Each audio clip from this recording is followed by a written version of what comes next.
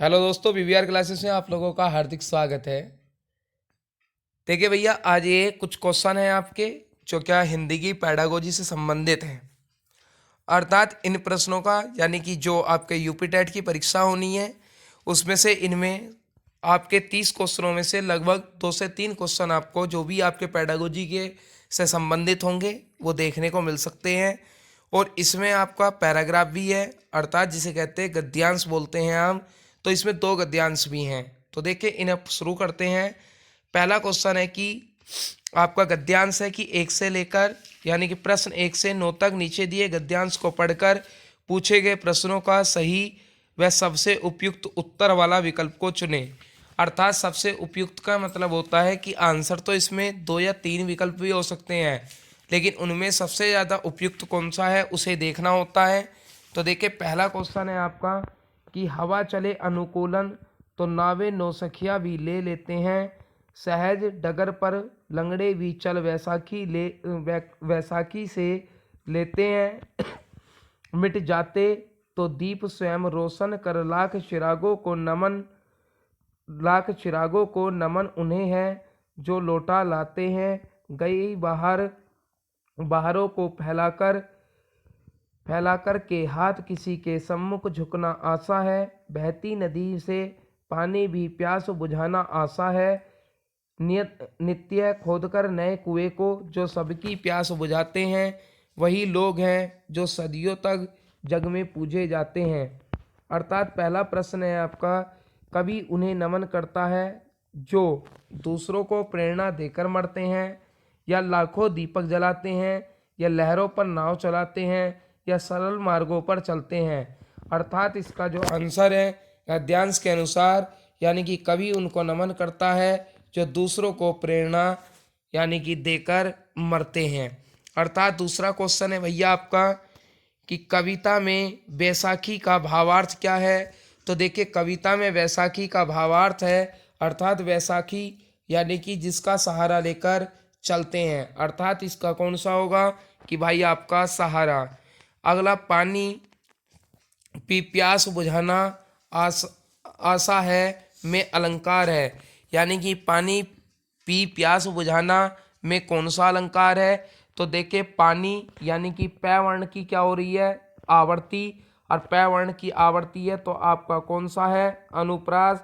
और अनुप्रास का भी जब भेद देखते हैं तो इसमें कौन सा है आपका छेका यानी कौन सा वृत्या अनुप्रास, क्योंकि पै और पै की आवर्ती है। अगला देखिए समाज उन्हें सदा सम्मानित करता है जो प्यासे को पानी पिलाते हैं, जो अपने कार्य से सबका हित करते हैं, या सदियों तक पूजे जाते हैं, या नित्य नए कुएं खोदते हैं, यानी कि जो अपने कार्य से सबका हित करते हैं यानी कि समाज उन्हें सदा सम्मानित करता है। नेक्स्ट क्वेश्चन है आपका कि कवि के अनुसार उनका जीवन आसान नहीं है जो लोगों के सामने हाथ फैलाते हैं, या जो बैसाखी के सहारे चलते हैं, जो परिश्रम से बीती बहारों को लौटा लाते हैं, या अगला है स्वयं अपने ही लिए साधन जुटाते हैं। तो देखे यानी कि जीवन आसान नहीं है, जो परिश्रम से बीती बहारों को लौटा लाते हैं उनका जीवन क्या है आसान नहीं है। अर्थात इसका कौन सा आंसर होगा भैया, इसका होगा आपका सी। नेक्स्ट क्वेश्चन है आपका कि नौसखिया है, अर्थात नौसखिया बताना है नौ विषय जानने वाला, या फिर आपका 3 ऑप्शन इसके ऊपर है भैया कि नए विषय पढ़ने वाला, नया सिखाने वाला, या नया सीखने वाला। अर्थात नौसखिया कौन होता है कि नौसखिया होता है आपका कि यानी कि नए विषय पढ़ने वाला, अर्थात जो क्या होता है कि नए विषयों को पढ़ता है वो कहलाता है आपका नौसखिया। इसके बाद नेक्स्ट क्वेश्चन है आपका कि पूरी पाठ्यचर्या में रिक्त स्थान है ये में भाषा की भूमिका को अनदेखा नहीं किया जा सकता। पूरी यानी कि ऑप्शन ए है मूल्य निर्माण में, या ज्ञान निर्माण में, या व्याकरणिक निर्माण में, या आकलन निर्माण में। देखिए पूरी पाठ्यचर्या में जो आपका मूल्य निर्माण में भाषा की भूमिका को अनदेखा नहीं किया जा सकता, अर्थात इसका आंसर कौन सा होगा ए होगा। अगला क्वेश्चन है क्वेश्चन नंबर 8 कह रहे कि प्राथमिक कक्षाओं में भाषा शिक्षक होने के नाते आपकी सर्वाधिक महत्वपूर्ण भूमिका है। प्राथमिक यानी कि जो प्राइमरी है उसमें क्या कक्षाओं में भाषा शिक्षक होने के नाते आपकी सर्वाधिक महत्वपूर्ण भूमिका है। तो वो क्या है कि आपका ऑप्शन है कि बच्चे की भाषा क्षमता के विकास के लिए तरह तरह के अवसर जुटाना, या आपका बच्चों को वाद विवाद के लिए तैयार करना। ये तो नहीं होगा भाई। यानी कि अगला है आपका विद्यार्थियों को सर्वाधिक अंक प्राप्त करने के लिए तैयार करना। नहीं भैया। कि कक्षा में पाठ्य पुस्तक का अच्छी तरह से निर्वहन करना, ये भी नहीं। यानी कि बच्चे की भाषा क्षमता के विकास के लिए तरह तरह के अवसर जुटाना, अर्थात यानी कि जो आपकी प्रतियोगिता वगैरह होती हैं उन्हें कराना। नेक्स्ट क्वेश्चन है आपका क्वेश्चन नंबर 9। कह रहा है कि दूसरी कक्षा में पढ़ने वाले रोहित हिंदी की कक्षा में अपनी मातृभाषा में बात करता है, तो आप क्या करेंगे। तो उसकी भाषा को समझने की कोशिश करेंगे, बाकी बच्चों से उसकी भाषा सीखने के लिए कहेंगे, उसे डांटेंगे कि वह कक्षा में मातृभाषा का प्रयोग न करे। तो भाई ये तो सी तो एकदम ही गलत हो गया। उसे बिल्कुल अनदेखा कर पढ़ाते रहेंगे, ये भी गलत है। अर्थात दो ऑप्शन बचे कि बाकी बच्चों को उसकी भाषा सीखने के लिए कहेंगे, तो भाई ये नहीं कहेंगे, उसकी भाषा को समझने की क्या करेंगे, कोशिश करेंगे। ठीक है। अगला क्वेश्चन नंबर 10 कि पढ़ना सीखने के लिए कौन सी उप कौशल अनिवार्य नहीं है। पढ़ना सीखने के लिए कौन सी उपकौशल अनिवार्य नहीं है, अर्थात इसे देखना है कि भावात्मक संबंध में, या वर्णमाला याद करने का कौशल, या अनुमान लगाने का कौशल, या भाषा की संरचना की समझ। तो इसका कौन सा होगा आपका, अनुमान लगाने का कौशल। ठीक है। यानी कि अनुमान लगाने का कौशल ही, यानी कि उपकौशल अनिवार्य नहीं है। यानी कि वर्णमाला याद करने का कौशल भी हो सकता है, भावात्मक संबंध भी हो सकता है, भाषा की संरचना की समझ भी हो सकती है। इसके बाद क्वेश्चन नंबर 11 आपका कह रहे हैं कि द्विभाषीय बच्चे, अर्थात जो दो भाषाएं जानते हैं, द्विभाषीय बच्चे विकास, सामाजिक सहिष्णुता और चिंतन के अपेक्षाकृत बेहतर होते हैं। तो इसमें से यानी कि द्विभाषीय बच्चे संज्ञानात्मक विकास, सामाजिक सहिष्णुता और विस्तृत चिंतन के अपेक्षाकृत बेहतर होते हैं। तो भाई इसका कौन सा बैठेगा, तो इसका बैठेगा कौन सा आपका, बी आंसर। क्वेश्चन नंबर 12 कह रहा है कि निम्नलिखित में से किसके अभाव में हम पढ़ सकते हैं। यानी कि किसके अभाव में पढ़ सकते हैं। पहला है आपका लिपि से परिचय, यानी कि 12 खड़ी से परिचय, वर्णमाला की क्रमबद्धता का ज्ञान, संयुक्त अक्षरों की पहचान। यानी कि किसके अभाव में हम पढ़ सकते हैं। अभाव यानी कि किसका, यानी कि लिपि के परिचय न होने पर भी हम क्या कर सकते हैं, पढ़ सकते हैं। ठीक। तो इसका कौन सा, ए। अगला होता है कि भाषा और विचार के संबंध की चर्चा में अग्रणीय है। यानी कि भाषा और विचार के संबंध की चर्चा में अग्रणीय है। पियाजे, स्किनर, या चॉम्स्की, या वाइगोत्स्की, कौन है। तो भाई इसका तो आपको पता ही होगा कौन है, चॉम्स्की। यानी कि भाषा और विचार के संबंध की चर्चा में अग्रणीय है, यानी कि जो आगे हैं। अगला क्वेश्चन है कि सिद्धार्थ की माँ ने अपने परिवार के सदस्यों से अनुरोध किया कि वे घर में एक ही भाषा का प्रयोग करें और सिद्धार्थ का भाषा विकास ठीक से हो सके, उनके बारे में आप क्या कहेंगे। तो अर्थात इनमें से कहना उनके बारे में आप क्या कहेंगे। तो वह सिद्धार्थ को समृद्ध भाषिक परिवेश से वंचित कर रही हैं, या फिर कि वह सिद्धार्थ के भाषा परिवेश में किसी प्रकार का अवरोध नहीं चाहते। अगला, वह सिद्धार्थ के भाषा विकास के लिए विशेष प्रयत्न कर रही हैं, या वह भाषा अर्जन के सिद्धांतों की गहरी समझ रखती हैं। तो देखें इसमें से वह सिद्धार्थ के भाषा परिवेश में किसी प्रकार का अवरोध नहीं चाहती हैं, अर्थात इसका आंसर कौन सा होगा भाई, इसका आंसर होगा आपका बी। अर्थात वो सिद्धार्थ के यानी कि जो भाषिक परिवेश है, यानी कि जो उसका परिवेश चल रहा है, उसमें किसी प्रकार का अवरोध नहीं चाहती हैं। ठीक है, इसलिए कह रही हैं। अगला क्वेश्चन नंबर 15 कि प्राथमिक स्तर पर भाषा शिक्षक के संदर्भ में सर्वाधिक महत्वपूर्ण है। यानी कि प्राथमिक स्तर पर भाषा शिक्षक के संबंध में यानी कि लिखी या छपी सामग्री का अर्थ समझ सकें, या लिखी या छपी सामग्री को बोल बोल कर पढ़ सकें, या अक्षरों को जोड़ जोड़ कर पढ़ सकें, या शब्दों को जोड़ जोड़ कर पढ़ सकें। तो इनमें से कौन सा है? यानी कि लिखी व छपी सामग्री को क्या करें, उसका अर्थ समझ सकें। क्वेश्चन नंबर आपका 16। क्वेश्चन नंबर 16 है कि प्राथमिक स्तर पर लेखन क्षमता के संदर्भ में सर्वाधिक महत्वपूर्ण है। यानी कि जो लेखन की जो क्षमता है उसके संबंध में सर्वाधिक महत्वपूर्ण है, तो वो क्या है? वर्तनी, या फिर मौलिक विचार, या श्रुतलेख, या सुलेख। यानी कि लेखन क्षमता के संदर्भ में यानी कि जो लिखते हैं तो उसे क्या? श्रुतलेख अर्थात सुनकर लिखना। यानी कि जैसे इमला बोलते हैं उसे लिखना, तो वो कहलाता है क्या? आपका श्रुतलेख। इसके बाद आता है कौन सा? 17 कि जैसे निम्नलिखित में से कौन सी गतिविधि श्रवण एवं वाचन कौशल के विकास के लिए सर्वाधिक उपयुक्त होगी। तो इसमें से बताना है कौन सी होगी भाई। तो यानी कि रेडियो समाचार सुनना, यानी कि वाचन कौशल के यानी कि बोलने का जो कौशल है, या कहानी सुनकर उस पर बच्चों की प्रतिक्रिया जानना, या हाव भाव के साथ कविता बुलवाना, या प्रश्नोत्तर सत्र आयोजित करना। यानी कि कहानी सुनाकर उससे बच्चों से कहें कि बोले बेटे अब बताओ आपने इस कहानी से क्या सीखा है, तो वो क्या है? उसकी प्रतिक्रिया जानना।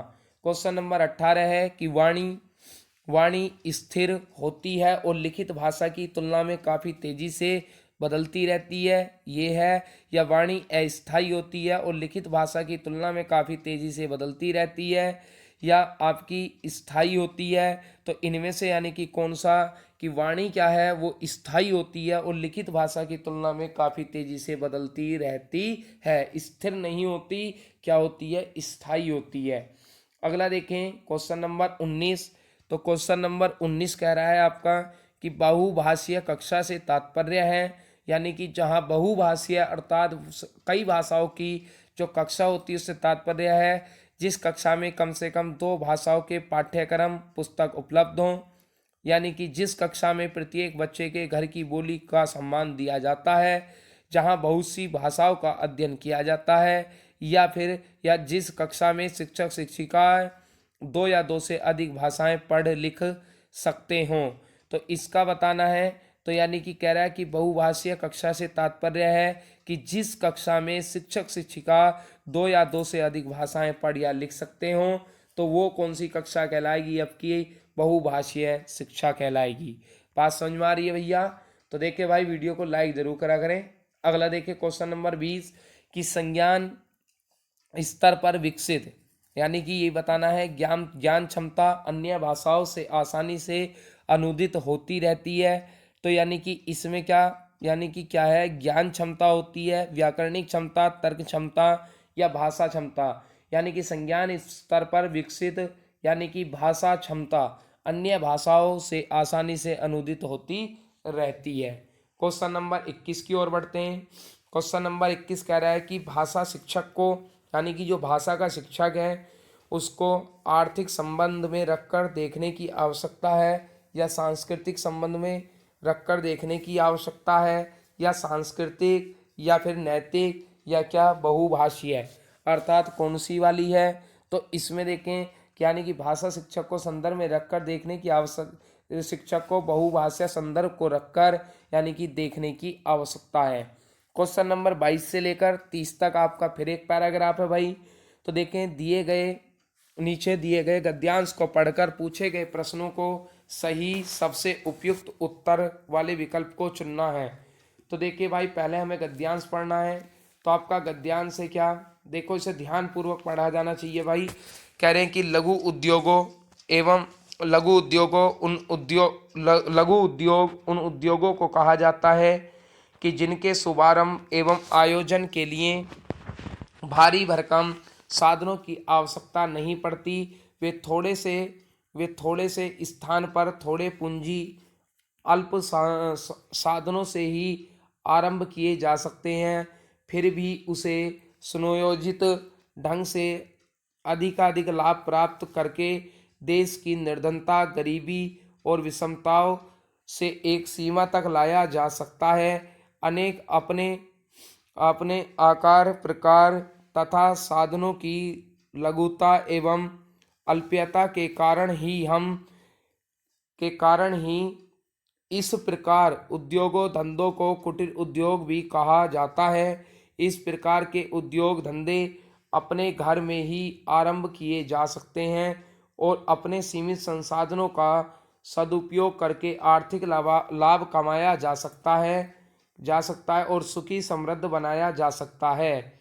भारत जैसे देश के लिए तो इस प्रकार के लघु उद्योग का महत्व और भी बढ़ जाता है, क्योंकि यहाँ युवाओं की एक बहुत बड़ी संख्या बेरोजगार है। इस कारण महात्मा गांधी ने मशीनीकरण का विरोध किया था कि लघु उद्योगों को परिश्रम देने से लोग स्वावलंबी बनेंगे। मजदूर किसान फसलों की बुआई कटाई से फुर्सत पाकर अपने खाली समय का सदुपयोग भी करेंगे।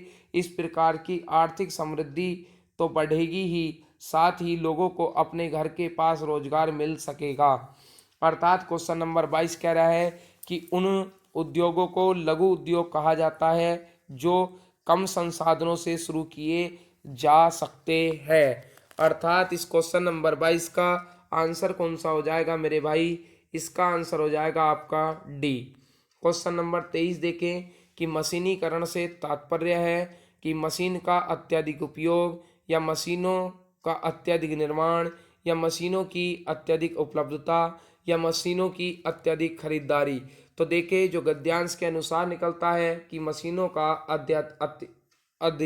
अधिकाधिक क्या होगा? उपयोग। क्वेश्चन नंबर 24 है। 24 क्या कह रहा है गद्यांश के अनुसार कि लघु उद्योगों का परिश्रय देने के संदर्भ में गांधी जी की क्या धारणा थी कि किसानों की बुआई कटाई से फुर्सत मिल सके या मशीनीकरण का विरोध किया जा सके या लोगों को आर्थिक रूप से आत्मनिर्भर बनाया जा सके या समय का सदुपयोग किया जा सके। तो देखें इसका क्या है कि लोगों को आर्थिक रूप से आत्मनिर्भर बनाया जा सके। ये तो जो समय का सदुपयोग किया जा सके ये बात तो तब कही थी कि जब वो आत्मनिर्भर हो जाएंगे तो समय का क्या करेंगे? सदुपयोग करेंगे। क्वेश्चन नंबर 25 है आपका कि भारत जैसे देश के लिए लघु उद्योग धंधों का महत्व क्यों बढ़ जाता है? क्योंकि यह मशीनों की उपलब्धता बहुत कम है, क्योंकि यहाँ युवा वर्गों को मशीनों पर काम करना नहीं आता, क्योंकि यहाँ कम पूंजी वाले लोग अधिक संख्या में हैं, क्योंकि यहाँ बहुत से लोगों को काम की ज़रूरत है। अर्थात इसका जो है तो वो कौन सा है? क्योंकि यहाँ बहुत ज़्यादा संख्या में लोग क्या हैं? बेरोजगार हैं। अर्थात यहाँ बहुत से लोगों को काम की ज़रूरत है। अगला कह रहा है कि विषमता का विपरीतार्थक है, यानी कि विषमता का जो विपरीतार्थक होगा, अर्थात ये तो भाई विलोम ही पूछ लिया। विपरीतार्थक होता है क्या आपका? समानता। विषमता का अर्थ क्या होता है? यानी कि विपरीतार्थक होता है क्या? समानता। समृद्ध शब्द में भाव है, समृद्ध में समर्थन होना या रोजगार पाने का या खुशहाल होने का या धनी होने का। तो गद्यांश के अनुसार देखें तो समृद्ध का जो होता है तो वो क्या होगा भाई आपका? तो इसका होगा यानी कि धनी होना, अर्थात अपने आप में क्या होंगे? समृद्ध होंगे। अगला कहा कि क्वेश्चन है कि अपलता शब्द है। अपलता शब्द है यानी कि तत्सम है, देशज है, विदेशज है या आपका तद्भव है। तो अपलता शब्द जो है आपका, तो अपलता शब्द आपका कौन सा है? तत्सम शब्द है। नेक्स्ट देखें कि कौन सा शब्द युग्म शेष से भिन्न है? भारी, भरकम, पशु पक्षी, माता पिता, दिन रात। तो इनमें से देखना है तो इसका कौन सा? यानी कि जो पशु पक्षी है और आपका माता पिता है और क्या है आपके? दिन रात हैं। अर्थात आदि सभी यानी कि एक दूसरे के विपरीत हैं, जबकि भारी भरकम क्या है? एक दूसरे के यानी कि जो सार्थक या कह दें कि विपरीत जैसे के रूप में निकलेंगे, अर्थात एक जैसे हैं। गद्यांश के अनुसार परिश्रम शब्द है नियुक्त करना, अनुमोदन देना, स्वीकृत करना या संरक्षण देना।